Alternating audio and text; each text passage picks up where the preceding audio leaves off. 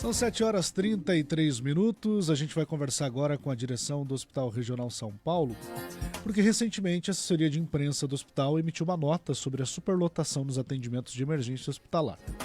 Para entender como funciona essas classificações, a gente conversa agora com o diretor-geral do hospital, o Sr. Fábio Lunks, e também com o diretor clínico, o Dr. Vinícius. Senhores, muito obrigado por atenderem o nosso convite. Haja vista que a população não entende como funciona todo esse processo. Dr. Vinícius, bom dia.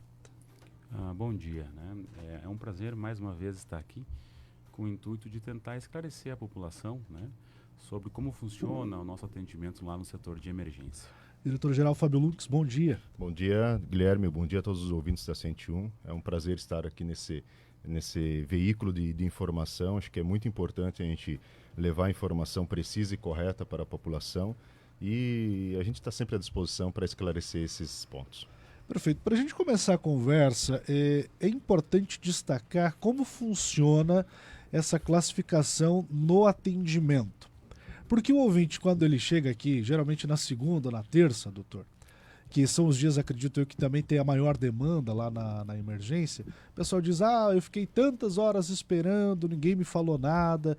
Como é que funciona essa classificação? Exato. Se você me permite, né, nós precisamos conversar um ponto antes de falar sobre a classificação para ficar de melhor entendimento. Né? Primeiro nós temos que falar qual é a função de um setor de emergência. Né? Então, como o próprio nome já diz, emergência do Hospital São Paulo. Qual é a nossa função? Né? A nossa função ela é deliberada para atendimentos de caso de urgência e emergência, né? Que traduzindo isso para algo um pouquinho mais palpável, são aquelas situações de agravo à saúde, casos complexos, casos de maior periculosidade, com maior risco de morte. Né? Se a gente for dar alguns exemplos do que é urgência e emergência, a gente vai trabalhar com os acidentes de trânsito, que são muito frequentes aqui na nossa região, né? Temos uma BR que corta a nossa cidade. Acidentes de trabalho, temos muitas fábricas, indústrias aqui, e acidentes de trabalho são frequentes. Temos as doenças cardiológicas e todas as suas, né? As arritmias cardíacas, os infartos, os derrames, né? Enfim, nós temos uma grande demanda de problemáticas graves, que é a nossa função. É para isso que nós estamos lá. É dessa forma que estamos estruturados para atender a esse público, né, em específico. Como o próprio nome já diz, emergência do Hospital Regional São Paulo. Né? E hoje a gente tem uma procura muito significativa, né, de situações de baixíssima complexidade. Né? A gente tem aí quase 70% do nosso atendimento se dá de situações de muita pouca gravidade, né? Que são as gripes, os resfriados, as infecções intestinais, aqueles pacientes com dores crônicas, né? Que tem dor nas costas há muito tempo, ou tem dor de trabalhar lá na agroindústria, tem dor no membro superior, né? Então, todas essas problemáticas de menor gravidade, elas não são função ali do Hospital São Paulo de atendimento. E aí que a gente vai entrar agora na questão da classificação de risco. Antes da gente falar da classificação, é importante dizer, não é que o hospital não quer atender esses casos, não. Mas numa escala de prioridade não é a prioridade número 1, isso? Perfeito, né? A obrigatoriedade se dá em atendimento de urgência e emergência, né? Nós somos um hospital porta aberta, a gente não pode e jamais vai negar atendimento a nenhum tipo de paciente, mas existe uma questão de prioridade. Sempre a nossa prioridade vai ser o atendimento de pacientes mais graves, aqueles pacientes potencialmente fatais. E aí quando vem alguma pessoa lá com um quadro de gripe, de resfriado, com uma infecção intestinal, com uma dor de muito tempo que piorou agora porque levantou um peso, né? Essas situações não serão as nossas prioridades, porque não é o nosso objetivo, não é o nosso foco. O nosso serviço está estruturado e deve estar estruturado para outro tipo de atendimento. Salvar a vida daquele paciente que está potencialmente fatal, com risco aí iminente de morte. Aí a dona Maria, que está ouvindo a rádio agora, ela diz, para mim no hospital eu tenho que estar morrendo para ser atendido. Essa é a leitura que ela faz muitas vezes. Na verdade, o estar morrendo é até um pouco exagerado, mas falta também, às vezes, a população procurar a unidade básica de saúde para fazer saúde preventiva, né, doutor Fábio? O que o doutor Vinícius falou é importante. Hoje o Hospital Regional São Paulo, ele é referência para todo o Grande Oeste na área da cardiologia. Então, é uma estrutura totalmente voltada para o atendimento dessas doenças graves, desses casos graves que vêm até nós. Então, vem paciente lá de Irani até Itapiranga. Vocês mesmos percebem, é quase que diário o helicóptero vindo aqui para a nossa cidade, trazendo pacientes infartados, pacientes graves. Nós temos esses pacientes de acidentados, que praticamente diariamente tem pacientes graves. Então não é que é preciso estar morrendo para receber o atendimento lá no hospital. É que nós damos preferência, e esse é o protocolo instituído pelo Ministério da Saúde e pela Secretaria Estadual de Saúde, do atendimento pela classificação de risco. Então o paciente chega lá no hospital, ele é avaliado por uma equipe técnica de enfermagem que faz a classificação. Vai colocar vários pontos, vários indicadores e que identificam se ele é grave, se ele é uma emergência, se ele é um atendimento ambulatorial, que são as cores lá, vermelho, amarelo, azul e verde.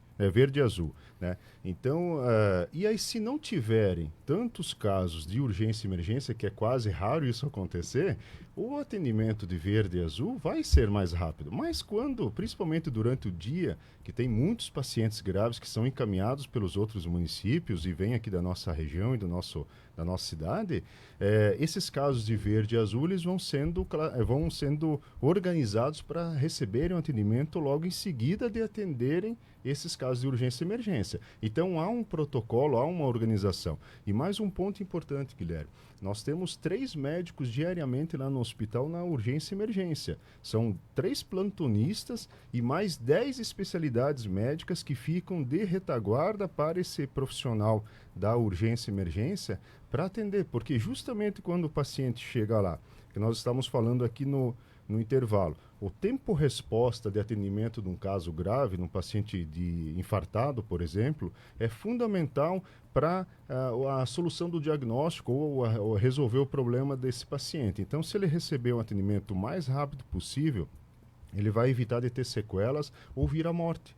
Né? Então, por isso que esses casos de urgência e emergência, eles são prioridade lá no hospital. Aquele paciente, que nem o Dr. Vinícius comentou, que tem uma dor crônica, que tem uma situação não tão grave, ele pode aguardar esse período, mas não é vontade nossa deixar ele aguardando. É que os casos mais graves vão empurrando esse caso de menor complexidade para um tempo maior de espera, né? Uma das reclamações que a gente recebe aqui na emissora, e é importante destacar, não é sobre o atendimento. Inclusive, a gente vai falar um pouquinho sobre essa estrutura de atendimento, você já anunciou que tem 3 médicos atendendo, mas é sobre a falta de informação nesse período. E aí eu gostaria de tirar a prova dos 9 com os senhores. Quando o cidadão ele chega na emergência, ele fica sabendo qual a cor ele está e a previsão de quanto tempo ele vai ser atendido ou não?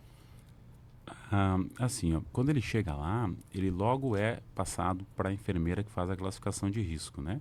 E ali naquele ato, ele recebe sim a informação se ele foi classificado entre vermelho, amarelo, que são as prioridades, e azul e verde, né? Dessa forma ele tem a informação de quão prioridade ele é para esse atendimento. Tá, eu faço a pergunta porque eu tive uma experiência no hospital, eu estava com crise renal.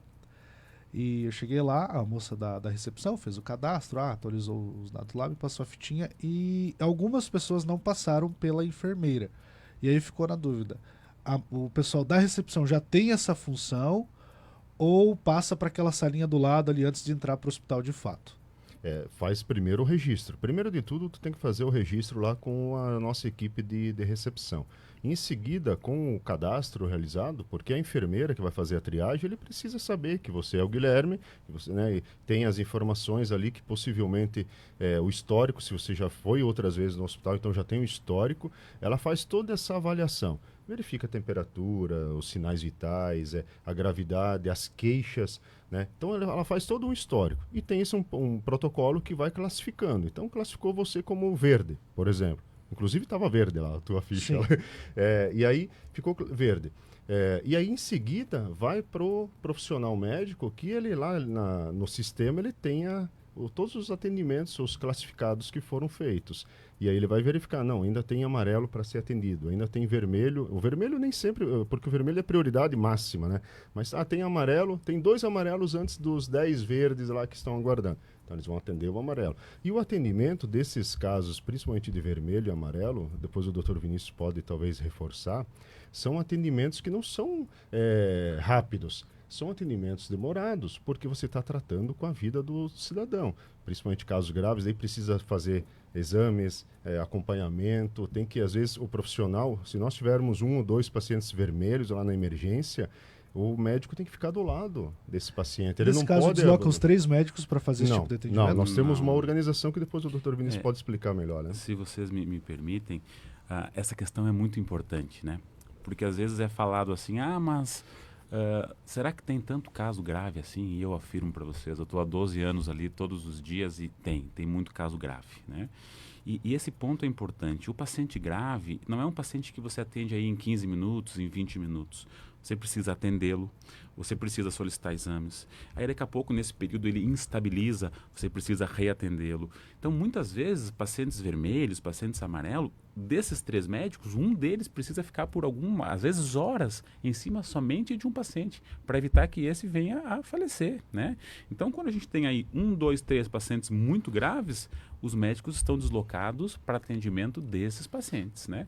Mas existe toda uma organização ali dentro nesse sentido para que não haja 3 médicos atendendo o mesmo paciente dessa forma, não. Pergunta do ouvinte. O cidadão chegou lá em estado grave, né, de fato, pegou um acidente ou algo do tipo, passou pelo médico da emergência, depois é encaminhado por um caso especialista ou o médico do plantão continua fazendo o atendimento dele? Isso é muito variável, né, Guilherme? Depende muito o que de fato ocorreu com o paciente, né? Um acidente de trânsito. Um acidente de trânsito, por exemplo, envolve às vezes 4, 5 especialidades, né? O paciente lá foi atendido pelo médico emergencista, o plantonista, e aí ele teve fratura, teve que envolver o ortopedista. Essa fratura teve lesão vascular na perna, envolveu o cirurgião vascular. Teve um trauma de abdômen, envolveu o cirurgião geral. Então isso é muito variável, né? Mas existem situações aí que precisa 3, 4 especialidades atuando ao mesmo tempo no paciente, nesse paciente grave, né? Perfeito. Acredito que eu respondi. Mas é importante daí reforçar, daí esse paciente que é grave, ele vai sair lá da emergência, depois ele vai para o centro cirúrgico ou para a enfermaria, e aí a partir desse momento ele é atendido, já está numa outra classificação. ele é atendido e é assistido por um médico especialista. Não é mais o médico da emergência que tem que ficar acompanhando ele nas enfermarias. Então nós temos uma divisão bem definida lá. O atendimento de urgência e emergência ou lá na frente é o médico da emergência. Atendimento já nas enfermarias, no centro cirúrgico, daí já são todos esses especialistas que estão de retaguarda para esses atendimentos mais complexos. E né? se me permite, a partir do momento que a gente conversou aqui, que esse paciente saiu da emergência e foi lá para a enfermaria ou para o centro cirúrgico, já chegou outro grave. E aí começa o ciclo tudo de novo. Tu entende? É muito complexa essa dinâmica. De respirar praticamente. E, Guilherme, me permita, eu sempre quando esse assunto vem à tona, né, eu gosto sempre de deixar muito claro. Quando a gente vem aqui muitas vezes e fala, olha, vamos usar a emergência de forma racional, de forma consciente, vamos procurar a emergência somente em situações de maior gravidade. Eu quero que fique muito claro aqui que essa nossa postura não é uma postura do mal, é uma postura do bem, né? Porque quando a gente pede assim, vamos usar a emergência somente em situações importantes, é porque a gente quer ter tempo e dar prioridade para salvar a vida daquela pessoa muito grave. Eu sempre digo que, infelizmente, só vai entender o que nós estamos tentando explicar aqui se um dia, que Deus não permita, né? Mas que um dia a gente tenha algum familiar nosso lá naquela situação de gravidade. Aí a gente vai observar, realmente, a necessidade do médico ficar exclusivo aqui atendendo meu avô, a minha avó, o meu pai, né? E aí ele vê aquele tumulto de pessoas lá na frente, aí ele começa a entender, não, realmente, quando eu ouvia falar lá o pessoal da direção do hospital comentando dessa questão, eu não entendia, mas agora eu entendo. Então a nossa postura aqui é uma postura do bem, né? Uma postura de pensar assim, vamos priorizar aqueles pacientes que estão em risco iminente de morte, salvar a vida deles. É uma postura completamente saudável e do bem a nossa de estar aqui. Perfeito. Eu conversava com o prefeito Oscar ontem, e a gente está fazendo uma rodada de entrevistas com os prefeitos aqui da MAI, e todos eles dizem que a saúde é preocupante em todos os municípios. A falta de médicos, a dificuldade nos investimentos, mesmo que esse investimento ultrapasse às vezes os 15%, como é o caso de Xanxerê, que está nos 23%, dentro do que prevê a legislação.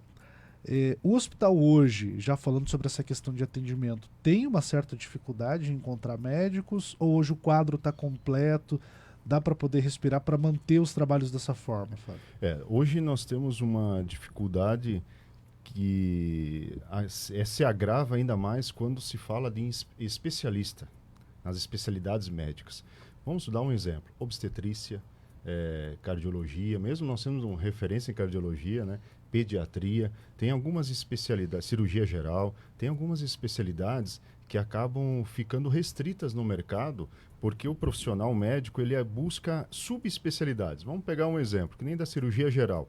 É a base para fazer qualquer residência posterior em áreas de cirurgias mais específicas. Aí o profissional acaba buscando essas informações. Pediatria, nós estamos assim com nós temos poucos profissionais aqui que ainda seguram o plantão e graças a Deus, eu gostaria de agradecer todos esses profissionais que se dedicam, os profissionais médicos, né, que se dedicam em manter as escalas de plantão, porque tem que ser uma escala. O profissional que está naquele dia, o dia de hoje, ele está à disposição do hospital, né? Então ele tem que ficar exclusivo praticamente ao hospital. E são poucos profissionais que a gente ainda consegue manter essas escalas. Então, em algumas especialidades médicas, realmente temos dificuldade. Tanto é que o hospital hoje, ele é um hospital escola. Ele já tem uma residência médica em cardiologia, justamente para formar mais profissionais, para absorver depois, quando eles concluem o curso, esses profissionais. E iremos buscar ainda mais outras especialidades médicas para formar aqui dentro do hospital. Porque a base da formação são os hospitais. O profissional, ele se forma na faculdade, na universidade, como médico, mas ele precisa fazer essas residências médicas para se tornar especialista. E aí são os hospitais que abrem as suas portas para formarem esses profissionais como especialistas. E na área da urgência e emergência, o Vinícius, que é o coordenador, né, pode talvez citar um pouco essa situação. Exato. A gente faz um trabalho já de muitos anos, né, de captação desses médicos para atendimento de urgência e emergência, né?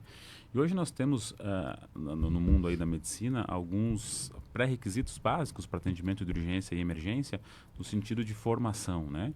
Existem alguns cursos como o PHTLS, o ACLS, o ATLS, que são cursos de aprimoramento, né, no que diz respeito ao atendimento de emergência. Então, hoje a nossa equipe ali, todo mundo está ou já concluiu todas essas formações ou está em formação nesse sentido, né? Temos um pouco mais de facilidade nesse sentido do que no caso das especialidades. Doutor, ainda falando sobre a emergência aqui do hospital, existem algumas épocas do ano que a Patrícia se vê nessa questão de ter que mandar um alerta dizendo, estamos superlotados, a situação está assim. Por outro lado, existe alguma época do ano em que a situação está mais calma, que o pessoal consegue respirar, ou algum momento do dia que de repente esse cidadão que não tem o hábito de ir na unidade básica de saúde possa procurar o hospital, ou é sempre uma caixinha de surpresas? Olha, a saúde, né, ou a falta dela, ela não escolhe momento para afligir o paciente, né? Então a gente observa que ao longo do dia, em todos os momentos a gente tem a presença de pacientes graves, né? E essa questão, Guilherme, não é uma questão de 2023, né? A questão da superlotação dos serviços de emergência é algo crônico e não é em Xanxerê. Se tu for lá em Chapecó, estão discutindo isso na rádio lá também do Hospital Regional do Oeste. Se tu for a São Miguel do Oeste, é a mesma discussão. Onde existe grandes hospitais, existe problema de superlotação. O que a gente observou é que esse problema está se agravando, né? Vou te trazer números, tá? Lá em 2022, a gente atendeu 56 mil pessoas na emergência no ano de 2022. Quase tinha cheiro inteiro o número de atendimento, né? E a gente observou hoje que do dia 1º de janeiro até o dia 4 de dezembro de 2023, nós já atendemos esses 56 mil pessoas. E ainda tem o mês de dezembro inteiro, né? Então a gente vai ainda mais extrapolar um problema que já era crônico, né? E aí você me pergunta se existe algum momento, né, que a gente observa que tem menos movimento. Olha, a gente poderia citar, por exemplo, alguns feriados, por exemplo, né? O feriado, curiosamente, né, é um momento onde as pessoas não nos procuram, né? Somente aqueles que realmente estão com situações graves de saúde. Sábado, domingo e segunda continuam sendo os piores dias? Não, olha, nós tínhamos sempre conosco que a segunda-feira era o pior dia, né? Historicamente era assim. E hoje eu falo para o Fábio, parece que todo dia é segunda-feira. Está assim a situação. Caramba. Tanto é que, Guilherme, se me permite um adendo, essa evolução dos atendimentos se agravou, né, ao longo dos anos, que lá em 2009, doutor Vinícius, quando você, acho que 2011, quando você começou na emergência, nós tínhamos um médico na emergência, somente um. Evoluiu em conversas com os prefeitos da época, a gente conseguiu colocar 2 plantonistas. Agora, já tem acho que uns 2 a 3 anos que nós temos 3 plantonistas lá na emergência. Durante o dia e aí à noite ficam os 2. Então, olha a evolução da estrutura, da complexidade. Só que o hospital ele tem o seu limite. A sua estrutura física ele foi projetada para uma quantidade de atendimentos. Eu sempre comparo o hospital e, infelizmente, agora, ao longo desse ano, a gente percebeu uma tristeza muito grande das questões das barragens, né? Várias cidades foram atingidas pelo acúmulo da água. E o hospital é que nem uma barragem, Guilherme. Ele foi projetado para atender uma quantidade X de capacidade. Se chove muito, a barragem extrapola. Se vem muita quantidade de pessoas no hospital, vai estrangular o atendimento. Aí o que é o estrangulamento? Aquela demora no atendimento dos casos mais simples. Então a gente tem que compreender que toda estrutura tem o seu limite. E a nossa estrutura ela está projetada para aquele atendimento fim, que é a urgência e emergência. Mas se de uma hora para outra vem 30, 40, 50 pessoas para buscar um atendimento e venha, a gente percebe que os horários de maior pico são a partir da 8 horas até 10, depois da 1 às 3 e depois das 5 às 7 ou até às 8. Nós temos mapeado essa evolução e são os horários de estrangulamento, onde que aqueles pacientes verde e azul vão sofrer mais com o tempo de demora, mas não vão deixar de ser atendidos. Como você mesmo colocou, Fábio, eu não tenho reclamação nenhuma do atendimento porta para dentro lá do médico depois. Eu tive que ficar esperando, os outros seus ouvintes também reclamam nesse sentido. Mas em nenhum momento o paciente deixou de ser atendido e saiu de lá sem exame, sem um atendimento médico. É esse que eu acho que nós temos que focar na população para que ela tenha essa consciência. Caros são feitos já vários pacientes que fazem várias tomografias, e uma tomografia hoje custa caro, exames de ultrassom, porque o médico ele tem que ter certeza de estar liberando ou encaminhando aquele paciente para uma internação, e hoje os métodos de exame são os métodos mais efetivos para você ter uma certeza. Então, o paciente, a população, elas têm que ter esse sentimento de orgulho de ter uma estrutura qualificada, preparada para esse atendimento. Vai haver a demora ali, mas em que país, volto a dizer, em que país ou em que estado aqui do país nós temos um atendimento assim que vai demorar 3, 4 horas ou 5 horas, mas vai receber toda a assistência, vai receber todos os exames e de forma, a maioria das vezes, quem é atendido pelo SUS, na sua totalidade, de forma gratuita. Então nós temos que ter esse pensamento. O serviço público ele é limitado. Nós não conseguimos atender a 100% da vontade do paciente ou da população, mas nós temos que dar prioridade, né? Então acho que se nós conseguirmos que a população tenha esse pensamento, a gente vai ter cada vez mais uma estrutura melhor, uma comunidade melhor, um município cada vez melhor. A gente conversa muito com o prefeito Oscar e ele fala muito, né? Os recursos são limitados, a estrutura é limitada, mas a gente vai sempre dar o melhor possível para a população. E volto aqui a dizer, a gente tem uma parceria muito forte, um diálogo muito forte com as secretarias municipais de saúde, com os prefeitos aqui da região. A gente tem um diálogo quase que diariamente, justamente para buscar soluções, para evitar que haja esses acúmulos, né? São câmaras técnicas, são grupos de profissionais técnicos que discutem, né? Nós temos esses eventos, inclusive semana retrasada, ou algumas 3 semanas, nós tivemos um evento ali no hospital, onde trouxemos todos os secretários de saúde para falar sobre obstetrícia, né? A gestação de alto risco, que o hospital também é referência. Temos a UTI neonatal, então tem várias outras especialidades que a gente debate quase que frequentemente. Então eu acho que, Guilherme, volto a dizer, se nós tivermos essa consciência de todos nós que usamos o hospital, nós vamos fazer cada vez mais um serviço de qualidade e melhor para a população. Certo, doutor Vinícius? Eu tenho 2 pontos assim que eu gostaria de levantar. O primeiro deles, Guilherme, até sempre eu respondo dessa forma e pergunto, né, eu questiono. Algum ouvinte que teve uma doença cardiológica, que teve um acidente de trânsito, que teve um AVC, um derrame, em algum momento reclamou da demora do atendimento? Provavelmente não, né? Porque essa é a nossa prioridade. Aquele que vai demorar, infelizmente, e a gente não está insensível à dor do próximo, não, muito pelo contrário. Mas o nosso objetivo é atuar realmente naquele paciente que mais precisa. E aí veio um questionamento daí por parte da imprensa, que já me fizeram outras vezes. Sim, mas se está tendo demora no atendimento e esses casos de baixa complexidade que aguardam mais, vamos colocar mais um médico, né? E aí a gente já conversou muito, discutiu muito sobre isso. E hoje a gente não tem estrutura física para atrair mais pessoas para a nossa instituição, né?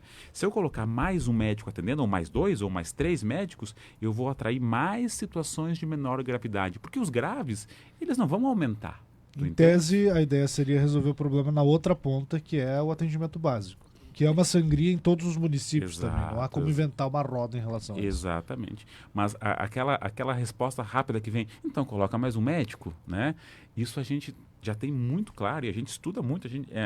Encontros como esse, como nós estamos debatendo contigo, o nosso corpo técnico do hospital se reúne muito para discutir isso, né? E se concluiu que colocar mais médicos, a estrutura física não vai dar conta. E aí quem vai sair prejudicado? O atendimento de maior gravidade, aquele de risco, né? Então hoje o objetivo é o quê? De vir aqui, de a gente conseguir trazer menos pessoas até o hospital, até a barragem que o Fábio comentou, né? Para ela não estourar, né? Certo. Senhores, eu estou com o tempo estourado aqui, preciso agradecê-los por vir conversar com a gente. Eu sempre defendi a ideia de que se a população não sabe, ela vai falar o que não sabe. Agora pelo menos a gente tem um norte, uma explicação clara de como está funcionando. Espero que essa conversa se repita em outros momentos. Muito obrigado por atender o nosso convite.